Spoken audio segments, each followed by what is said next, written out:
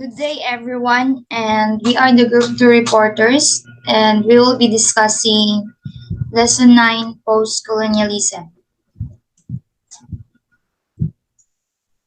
And these are my group mates Mr. Cariñosa J. Carl, Miss Coquilia Paz, Mr. Bardinas Ayan Ray, Miss Bongay Lauren May, Mr. Cabalquento Marvin, Mr. Kakam Francis Miguel, Mr. Calovia Maurice, and Mr. Canonigo Jimwell Chloe.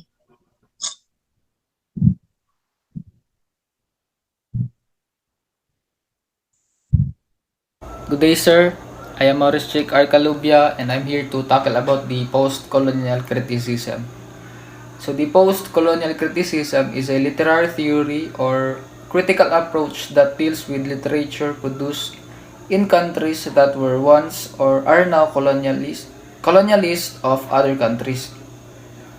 So it also deals with the literature written in or by citizens of colonizing countries that takes colonies or their peoples as its subject matter. Then the criticism is based around concept of otherness and resistance. So the post-colonial criticism deals with the reading and writing of literature written in previously or currently colonized countries, or literature written in colonizing countries which deals with colonization or colonized peoples. It focuses particularly on the way in which literature by colonizing culture distorts the experience and realities, and inscribes the inferiority of the colonized people on literature by colonized peoples, which attempts to articulate their identity and reclaim their past in the face of the past inevitable otherness. It can also deal with the way in which literature is colonizing countries, appropriates the language, images, scenes, traditions, and so forth of colonized countries. The post-colonial criticism are concerned with literature produced by colonial powers and works produced by those who were colonized. Post-colonial theory looks at issues of power, economics, politics, religion, and culture. Next is the unique perspective on empire. So, seminal post-colonial writers such as Nigerian author Chinua Achebe and Kenya Ngugi wa Thiong'o have written a number of stories recounting the suffering of colonialized people. For example, in Things Fall Apart, Achebe details the strife and devastation of British colonists moving inland from the Nigerian coast. Rather than glorifying the exploratory nature of European colonists as they expanded their sphere of influence, Achebe narrates the destructive events that led to thousands of Nigerians' death and enslavement when the British imposed their imperial government. In turn, Achebe points out the negative effects and shifting ideas of identity and culture caused by Western religion and economics imposition of Nigerians during colonial rule. Next is the power, hegemony, and literature. So post-colonial criticism also questions the role of Western literary canon and Western history as a dominant form of knowledge making. The terms First World, Second World, Third World, and Fourth World nations are critiqued by post-colonial criticism because they reinforce the dominant position of Western cultures populating First World status. So these critiques include the literary canon and the histories written from the perspective of First World cultures. So for example, a post-colonial critic might question the works include the canon because the canon does not contain works by author outside Western culture. Moreover, the authors included in the canon often reinforce colonial hegemonic ideology. That's all, and let's proceed to the next reporter. Good day, everyone. I am Paz C. Coquilia, and I will be the one who report or to discuss this part, which is colonialism. Post-colonialism is a critical analysis of the history, culture, literature, and modes of this discourse on the third world countries in Africa, Asia, the Caribbean island, and the South America. So, when we say post-colonialism, it is a signal that persisting impact of colonization across the time periods and geographical regions. Post-colonialism is the critical academic study of the cultural, political, and economic legacy of colonialism and imperialism, focusing on the impact of human control and explosion of colonized people and their islands. More specifically, it is a critical theory analysis of the history, culture, literature, and discourse of usually in European imperial power. On a simple level, through anthropological study, it may seek to build a better understanding of colonial life, based on the assumption that the colonial rulers are unreliable narrators from the point of view of the colonized people. On a deeper level, post-colonialism examines the social and political power relationships that sustain colonialism and neo-colonialism, including the social, political, and cultural narratives surrounding the colonizer and the colonized. Post-colonial theory, it examines from ways in which writers from colonized countries attempt to articulate and even celebrate their cultural identities and reclaim them from the colonizers. So, post-colonial literary theory is important because it is useful for looking at modern texts, understanding them, seeing why they are important. Next is post-colonial theory is important because it is useful for looking at historical texts, seeing them in a new light, adding to their discourse, such as writing about cultural identity, writing about dual identities, gives them a voice they have not had before, opens the national conversation to groups previously silenced. Post-colonialism concerns itself with the study of colonization, decolonization, and the new colonizing process. When we say colonization, it is the practice of one country taking full or partial political control of another country and occupying it with settlers for purposes of profiting from its resources and economy. Next is decolonization. It is about cultural, psychological, and economic freedom for indigenous people with the goal of achieving indigenous sovereignty, the right and the ability of indigenous people to practice self-determination over their land, cultures, and political system. The last is neo-colonizing process, or the aftermath of postmodernism and late capitalism when multinational corporations control the world. So when we say neo-colonizing process, it takes the form of economic imperialism, globalization, cultural imperialism, and conditional aid to influence or control a developing country instead of the previous colonial methods of direct military control or indirect political control.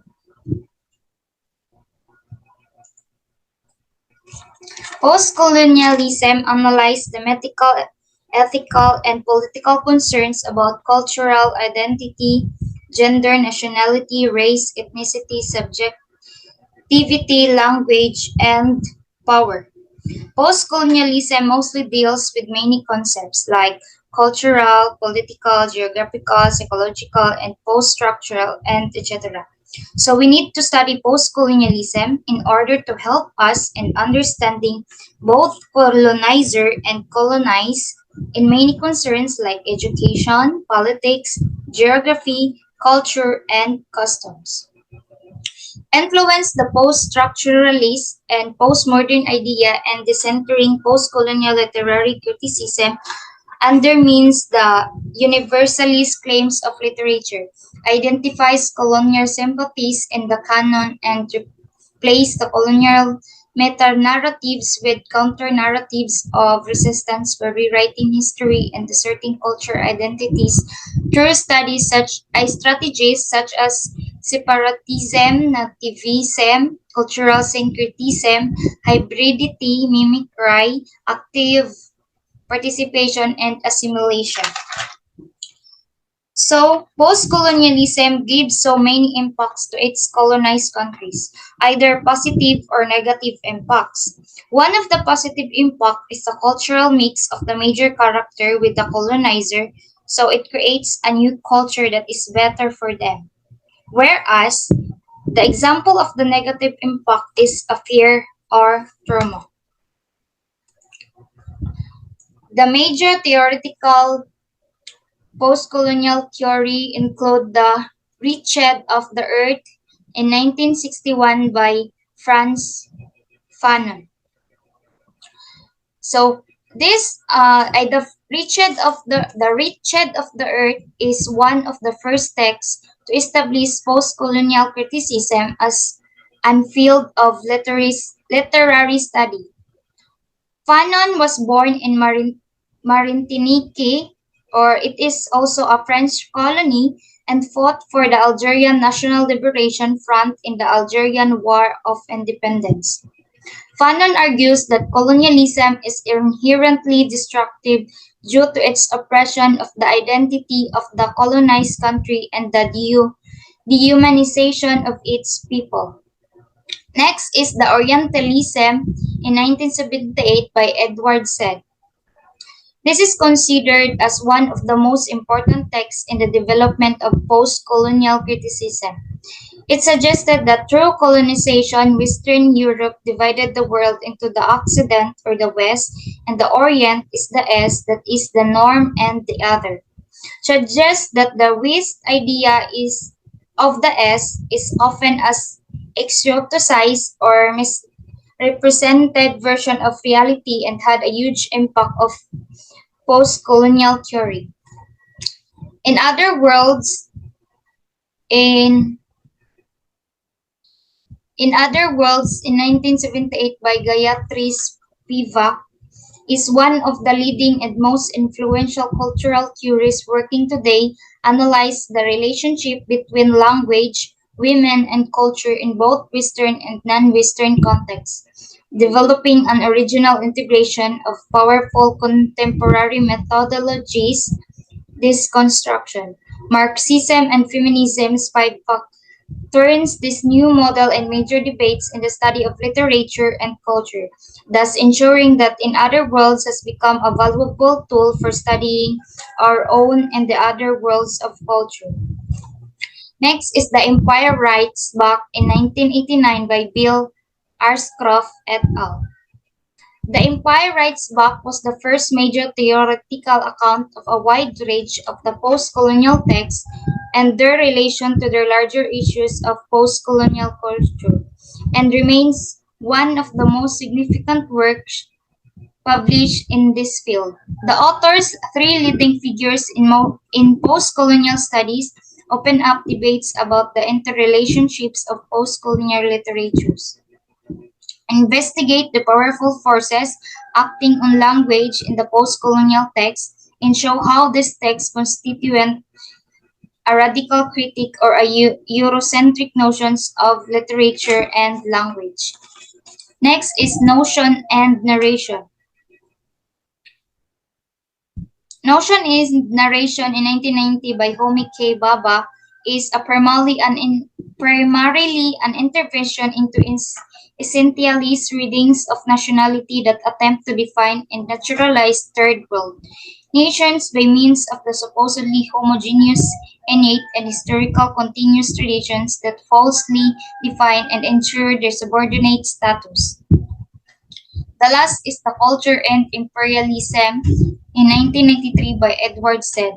It is a collection of thematically related essays that trace the connection between imperialism and culture throughout the 18th, 19th, and 20th century. The essays expand the arguments of Orientalism to describe general patterns of relation between the modern metropolitan Western world and their overseas colonial territories. So as what I have said earlier, and literature, indigenous people from the previously colonized and marginalized countries have increasingly found their voices, attempting to assert their own visions, tell their own stories, and reclaim the experience and histories. So post-colonialism, with the objective of locating the modes of representation where Europeans constructed natives in politically prejudiced ways, post-colonial criticism extends to unveil such literary figures, themes, and representatives that have enforced imperial ideology, colonial domination, and continuing Western hegemony. And this is the end of my discussion. Thank you.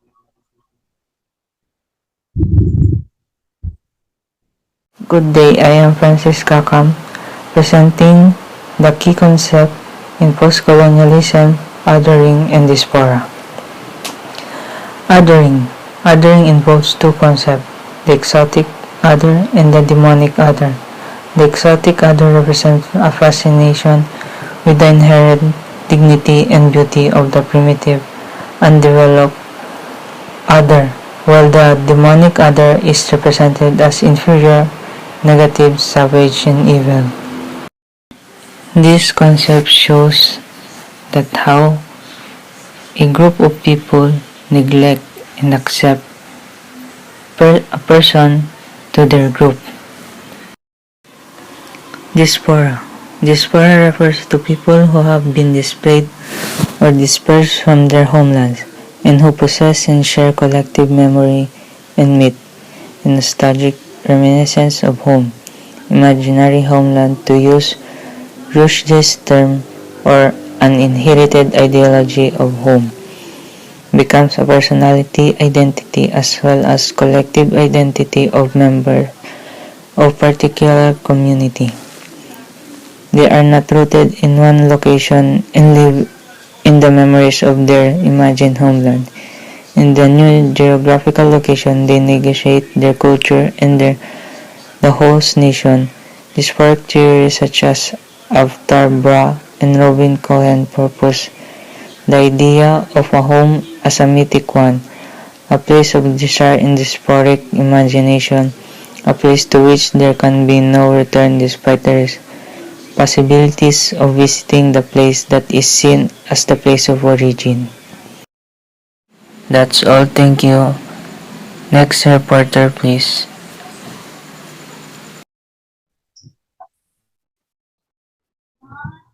Good day to each and everyone. I am Ayon Reyes Bardinas and I'm going to report the continuation of our report in key concept in postcolonialism. So here the hybridity or syncretism is the schizophrenic state of the migrant as she or he attempts to combine the culture of origin with that of the host country without abandoning either is called hybridity or syncretism. The hybridity it means it begins in a race theory or genetics, but has long since been extended metaphorically. So the hybridity, it bringing together two cultures, offering the possibility of a third way or a third space, and something that is mixture of the two very different things. While the syncretism Syncretism, it is originally applied to religious system. It extends to fusion of idea system, philosophies, ideologies, ritual practices, science, and medicine. And the syncretism is the combination of different form of beliefs or practices, the fusion of two or more originally different inflectional forms. And hybridity and syncretism, it refers to any mixing of East and Western culture within colonial and post-colonial literature. It most commonly refers to colonial subjects from Asia or Africa who have found a balance between Eastern and Western cultural attributes.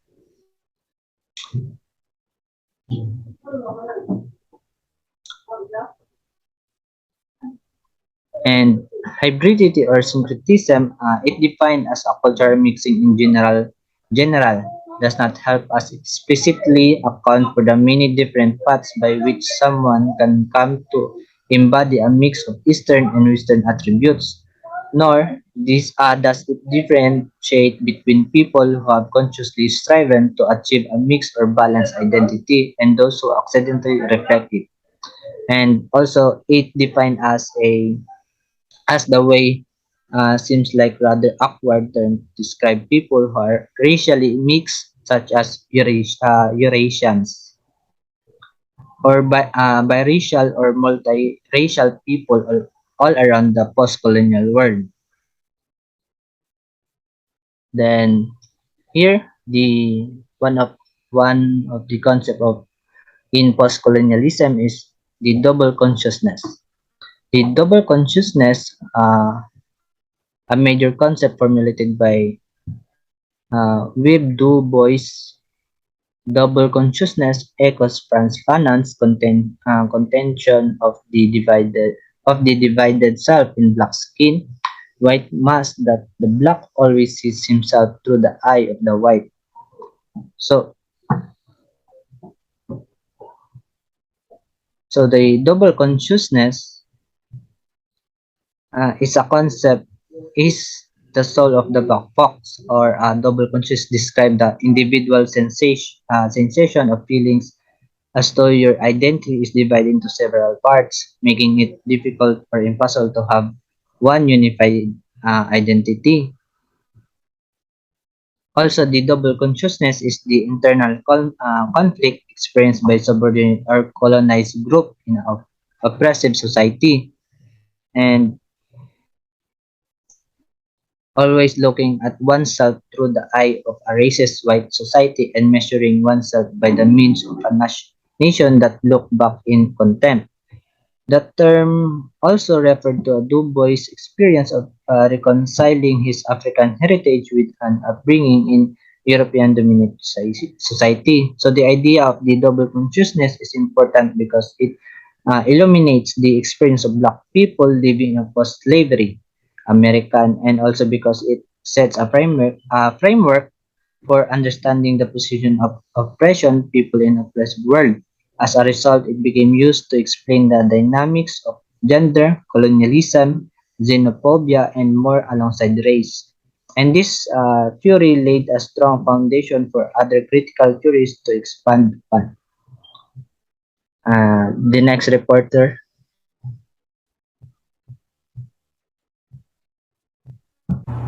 So, subaltern. In the last 2 decades of the 20th century, subaltern studies, post-colonial theory, and criticism gained momentum, especially as a corollary to globalization in the third world. In the third world countries, if post-colonial criticism is taken as an offshoot of postmodernism, subaltern studies derives its force from Marxism, post-structuralism, and becomes a part of post-colonial criticism. Subaltern, meaning of inferior rank, is a term adopted by Antonio Gramsci to refer to those working class people in Soviet Union who are subject to the hegemony of the ruling classes. Subaltern classes may include peasant, worker, and other groups denied access to hegemonic power. So the next one is mimicry. Mimicry illustrates the ambivalence of the colonized relationship. The colonized person imitates the colonizer by utilizing their cultural costumes, language, clothes, and values, and etc. He mocks and parodies the colonizer by doing so. As a result, imitation exposes a hole in the confidence of colonial dominance and lack of confidence in the ability to regulate the actions of the colonized. Homi Bhabha. So Homi Bhabha is an Indian physicist who was often considered the father of Indian nuclear program, and Baba was born in a wealthy family in Mumbai. He observes the process by which the colonized subject is replicated as nearly the same but not quite. Is known as mimicry. It exposes the limitations in the power of the colonial discourse, contain both mocking and a threat. It's almost as if the colonial power always carries seeds of its own doom. Key concept in postcolonialism: history, writing in the wake of decolonization after long years of imperial suppression and effacement of identity. The writers of the Third World nation are increasingly interested and keen on writing about their native histories, problems of colonization. They have written case studies of cultural colonization, native identity, and anti-colonial resistance. Other key concepts of postcolonialism is history. The post-colonial writers are conscious of their role in nation building. In post-colonial literature, the nation building project seeks to erase the colonial past by rejecting and resisting the Western construction of the other as primitive, savage, demonic, and etc., and by seeking to retrieve a pre-colonial past that would help them redefine a nation and project a destiny and future. So hello everyone. For now, I will be reporting the race and gender. So what is race? According to Michael Bonton, the race is a concept that has been the basis of discrimination and disempowerment. Race has become a central category in social, political, and cultural theory. Now, gender. Gender is the post-colonial gender discourse discusses the double colonialization of women by both imperialism and patriarchy. In post-colonial literature, gender and sexuality have become prominent themes in the last decades of the 20th century. Good day everyone, my name is Marvin Cabalquinto.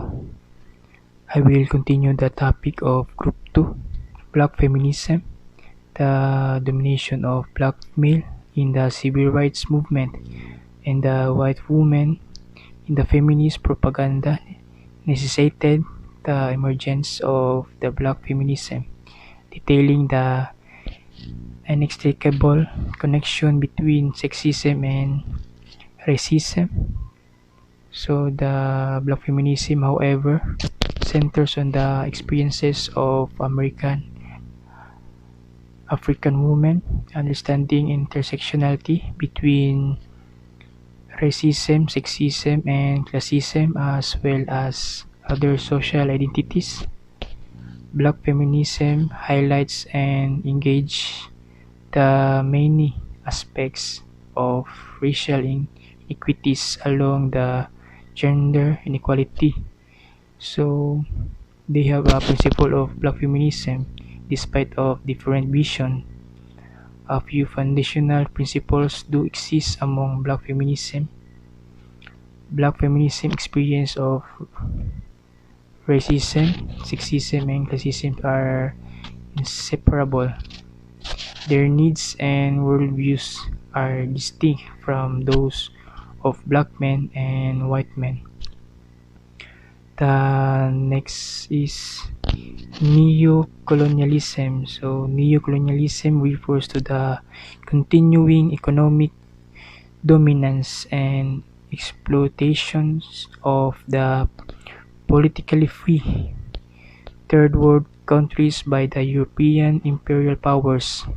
So neo-colonialism has been broadly understood as a further development of capitalism that enables to capitalize powers, both nation and corporations, to dominate subject nations through the operation of international capitalism rather than by means of direct rule. So neo-colonialism is a form of indirect control in which a dominating power uses subtler modes of dominance. These subtler modes include financial aid, multinational business corporations, and soft power to control another territory, its people, its polity, and its policy. The next is postcolonialism and its reflections. The postcolonial theories examine both the colonial text and literature written after colonialism. These theories connected postcolonial literature with many fields like history, politics, philosophy, and literary traditions and its significance in present-day society. Most of the time, these postcolonial theories are from postcolonial countries. For instance, Edward Said from Palestine, Gayatri Chakraborty Spivak from India, and Fanon from a French colony, Martinique. The colonial countries started writing and depicting colonization experiences and many changes brought by independence upon individuals and their respective nations. Postcolonialism, the historical period or state of affairs representing the aftermath of Western colonialism. The term can also be used to describe the